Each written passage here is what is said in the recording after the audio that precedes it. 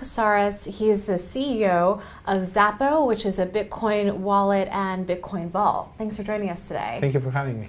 So Wences, you have a very unique background. You came from Argentina, from sheep farms in Argentina, and somehow that inspired you to start this company, Xapo, which is this virtual currency Bitcoin wallet and vault. So can you tell us a little bit about how you got from point A to point B? Growing up in a sheep farm in Patagonia, I saw my family lose everything 3 times in one childhood. Because of inflation? One time it was because of inflation, another time it was because of confiscation of bank accounts, and the last time it was because of an enormous devaluation. And as a family, you remember that when it happens, and it takes a long time to recover.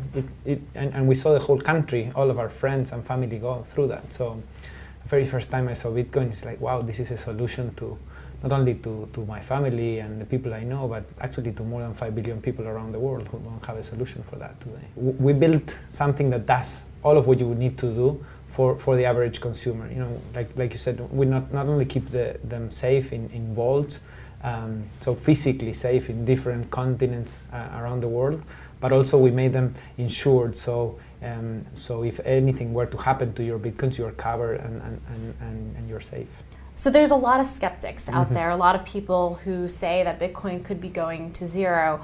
What do you think is the value of this currency? I think the big value of Bitcoin is it's the best form of a universal ledger we've ever seen. Until now, the best form of a universal ledger we've ever seen has been gold. But gold is not easy accessible to a lot of people around the world. It's not easy for them to buy it, to keep it. And today, with the proliferation of the internet, of mobile phones, when you add Bitcoin on top of that, it's probably the easiest way for someone in a country where they cannot trust their currency or they cannot trust their banks to keep the fruits of their labor. And it's something they didn't have until recently. So what type of people do you see investing in Bitcoin? I think we see 2 very different phenomena going on. In the developing world, it's average people who just want to put a significant part of their savings into Bitcoin because they trust it more than their local currency or the local banks. In the developed world is more sophisticated investors who are speculating with a very small percentage of what they have that this may be worth a lot in the future. And now you compare it a lot to gold, which in a way has been a standard for hundreds and hundreds of years. But when people are kind of considering, should I get into Bitcoin, they look at the markets on a week-to-week basis and they see the volatility. What do you think about the volatility? Is that a big risk factor for the adoption of this currency? Absolutely. I think Bitcoin for a while will remain just as volatile, incredibly volatile. How long is a while? Years. I think that for years, and until it becomes broadly adopted, it's likely to be as volatile as we've seen, and maybe even more volatile.